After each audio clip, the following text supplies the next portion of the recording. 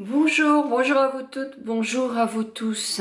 La ménopause. La ménopause est un sujet délicat qui suscite plein d'interrogations, de craintes. Souvent on demande à sa propre mère comment elle a vécu sa ménopause. Je ne suis pas médecin, bien sûr. Donc je ne peux que vous donner mon avis de femme avec mes quelques notions que j'ai pu trouver en cherchant, mais aussi par vos commentaires, des échanges, parce que voilà, c'est ça. Nous avons besoin d'échanges, d'être très entourés par un médecin qui va vous aider, qui va répondre à vos interrogations.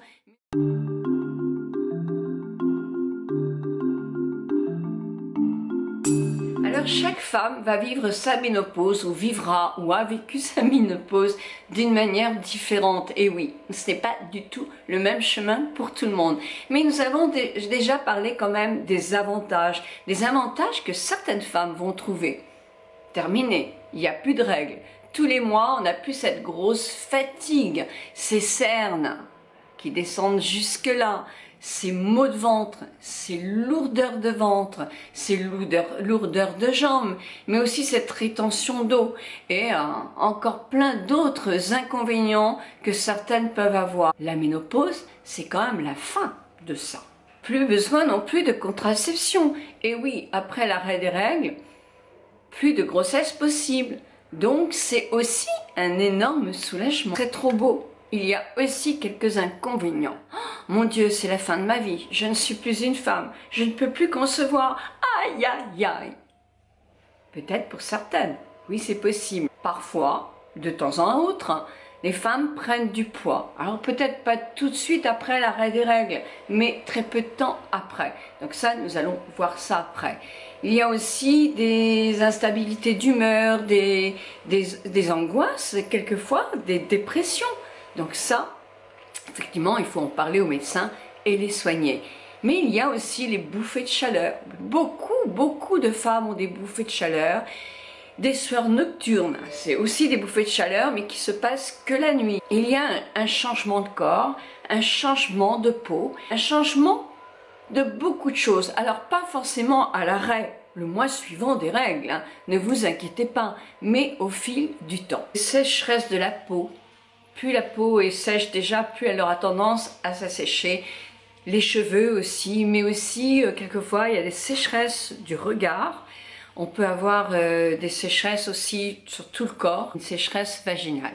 Bon, ça c'est les inconvénients. Chaque ménopausée n'aura pas non plus tous les inconvénients. Pour ma part, jusqu'à maintenant, j'en ai pas eu beaucoup, et pourtant ça fait plus de 10 ans que je suis ménopausée. Donc il ne faut pas non plus, par exemple, j'ai des tas d'amis qui vont sur internet, qui disent mon Dieu, mais c'est pas possible, mais la ménopause c'est tout ça, mais c'est horrible, mais j'en ai tellement peur. C'est vrai que ça fait très peur quand on lit tout ça, parce qu'en principe, les gens qui sont positifs, qui ont vécu une ménopause qui n'est pas une ménopause désagréable, il y en a quand même beaucoup, ne viennent pas sur internet marquer tout va bien chez moi, madame la marquise, c'est impeccable. Celles qui vont demander des questions sur des sites, etc., souvent des gens qui en ont marre de leurs problèmes, et Dieu sait si elles ont droit, mais pour vous, qui ne l'êtes peut-être pas encore, qui avez peur, etc., lire tout ça, ça ne va pas vous apporter grand-chose. Justement, quelles sont les solutions? Eh bien là, ça va être plus un rapport avec votre médecin, puisque vous allez être suivi, et ça c'est important. Donc moi je vous recommande toujours de ne pas oublier de faire votre mammographie, c'est tous les 2 ans. À partir d'un certain âge en France, jusqu'à plus de 70 ans, on a droit à faire ça gratuitement, et vous ne devez pas ne pas le faire parce que c'est drôlement important. Faire un frottis, je pense que c'est tous les ans. À partir d'un certain âge, allez chez votre gynécologue tous les ans, même voire plus, si vous avez besoin effectivement de vous rassurer ou de demander des explications sur telle et telle chose. Alors pour les traitements, vous savez qu'il y a des traitements hormonaux. Il existe aussi de la phytothérapie, hein, avec des tas de soins qui peuvent être bons, et aussi de l'homéothérapie. Alors, chaque soin va pas à tout le monde. Vous verrez qu'un tel va dire, oh moi ça m'a vraiment soulagé, je n'ai plus du tout de bouffée de chaleur, et puis vous dire ça me fait rien du tout. Ah ben oui, ben c'est ça qui est compliqué, c'est qu'il va falloir effectivement vous armer de patience, parce que afin de trouver la bonne posologie et le bon traitement, que ce soit médicamenteux, phytothérapie ou homothérapie, eh ben, il va falloir peut-être un petit peu de temps pour adapter tout ça. Mais en tout cas, il y a des solutions. Donc, mais là, c'est vers votre médecin ou vers votre pharmacien qu'il faut aller, parce que moi, ça, je ne pourrais pas vous donner des indications, puisque je ne suis pas du métier, donc je ne vais pas vous dire des choses que je ne connais pas. Je suis un peu complément alimentaire, c'est-à-dire que passé cette période-là, je me suis dit, j'écoute davantage ma peau, mes cheveux, mes ongles, ma peau en général. Je fais attention à ça, je sais qu'il y aura une faiblesse puisque mes hormones féminines sont quasiment au ralenti ou même ne fonctionnent plus. Donc je vais surveiller davantage tout ce que je peux voir. Je n'ai pas eu de problème après la ménopause, même au contraire, j'avouerais que j'ai eu un soulagement parce que je l'appréhendais. Et comme je l'appréhendais, effectivement, j'avais des angoisses. De petits inconvénients, parce que j'en ai eu aussi, je les ai adaptés avec des compléments alimentaires qui m'ont été conseillés. Et avec, effectivement, moi, c'était de l'homéopathie, quand j'ai eu des petits problèmes de sommeil, etc. Et ma foi, ça s'est bien passé. Donc, c'est avec votre médecin et pas avec la voisine qu'il faut que vous trouviez des solutions. Alors, souvent, on dit, après la ménopause, j'ai grossi. Alors, la ménopause se situe vers les 50 ans. Donc moi, je dirais plutôt, après 50 ans, j'ai commencé à prendre du poids. Moi, je n'en ai pas pris à partir de 50 ans, mais j'ai attendu mes 60 ans pour commencer à prendre du poids. Mais effectivement, je prends du poids.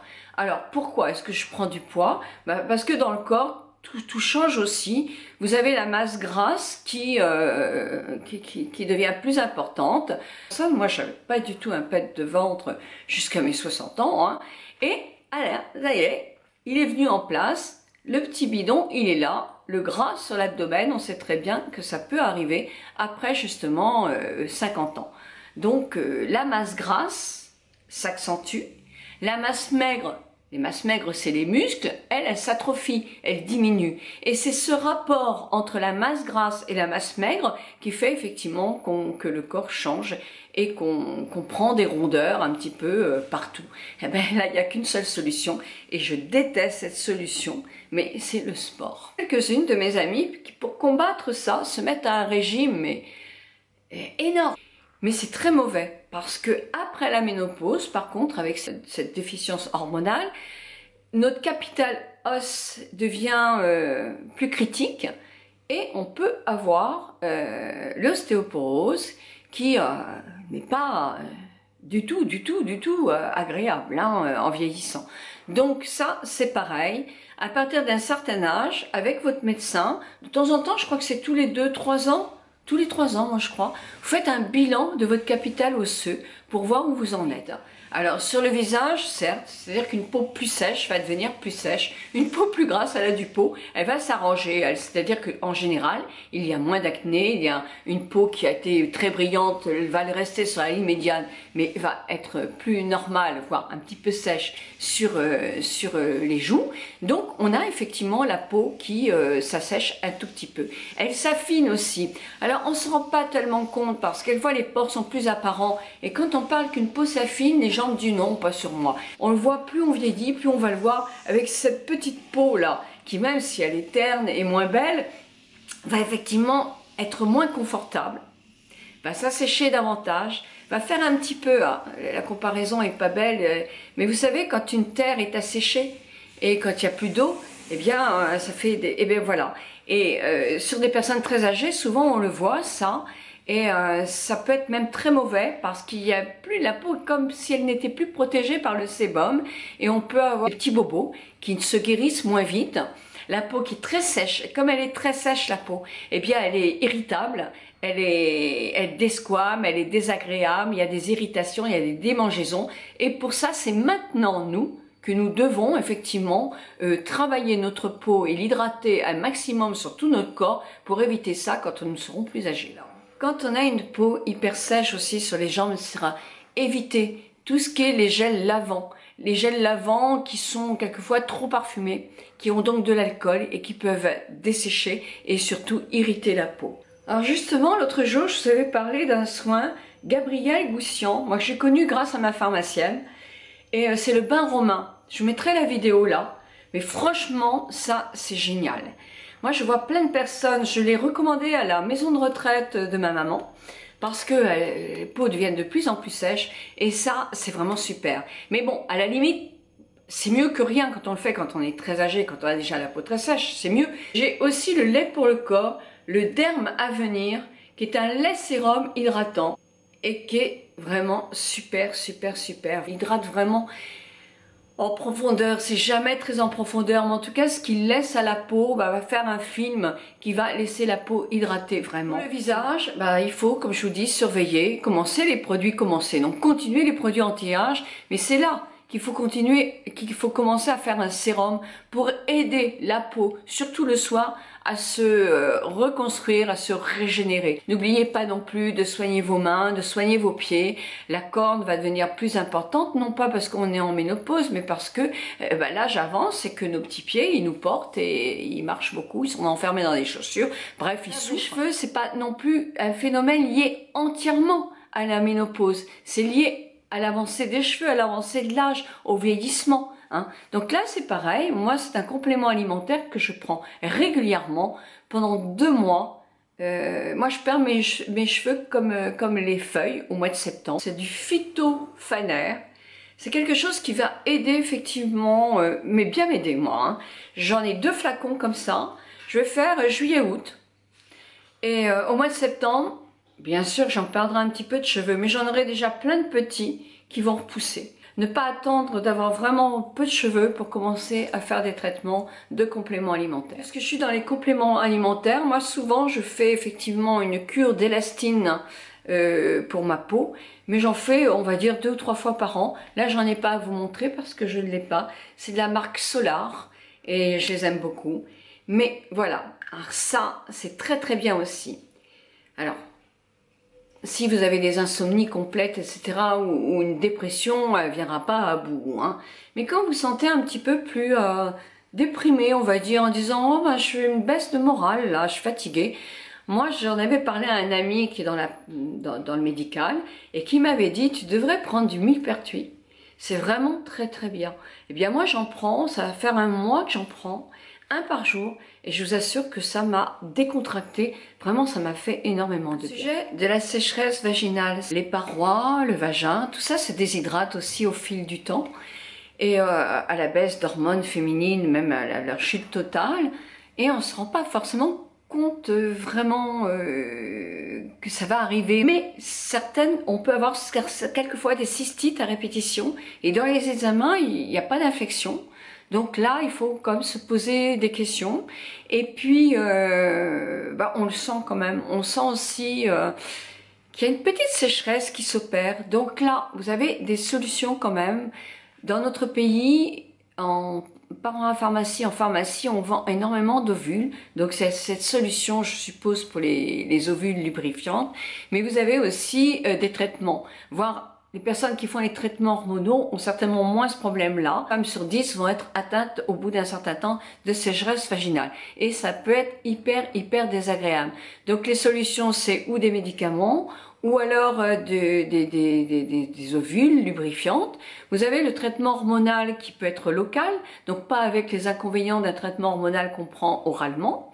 Donc ça, c'est à voir aussi. Mais vous avez aussi, en médecine esthétique, des piqûres, une injection d'acide hyaluronique, réhydrater toute cette partie-là, et qui va, paraît-il, faire vraiment beaucoup de bien et être renouvelé aussi 1 fois dans l'année. Pour terminer ma vidéo, je vais prendre mes lunettes parce que je voudrais vous parler des aliments qu'il faut privilégier et de certains qu'il faut effectivement éviter. Il faut éviter tout ce qui est sucre rajouté, mais aussi diminuer vraiment beaucoup le sucre qui est si bon. Ben, ça c'est vrai.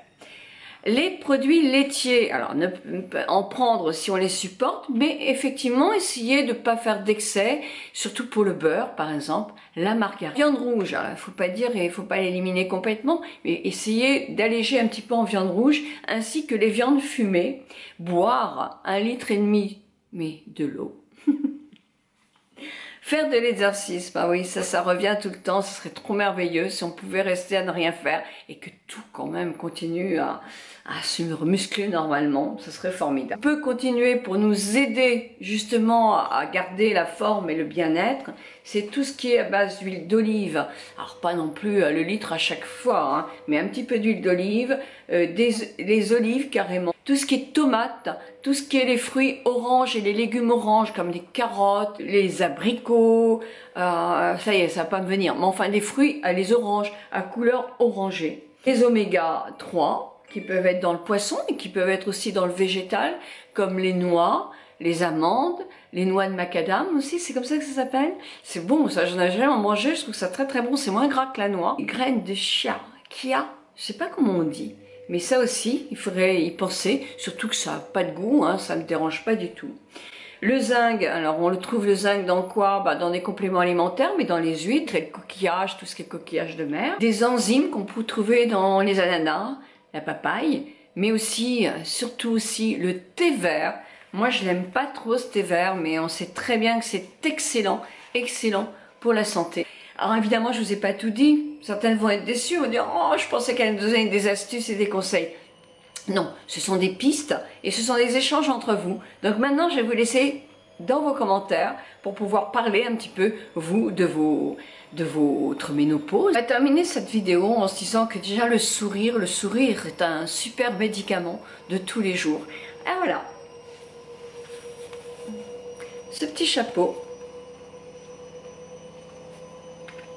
c'est le cadeau que l'une de vous aura. Il vient de la Redoute. Moi j'en ai plusieurs, hein, donc j'en ai un de trop. Et je le mets en tirage au sort. Alors pas de concours pour celui-là. Ce sera simplement un tirage au sort des commentaires. Voilà, eh bien bonne journée à vous toutes et à vous tous. Merci pour vos nouveaux abonnements. Bienvenue à toutes les nouvelles personnes et les nouveaux. Et puis merci de votre fidélité. Bisous.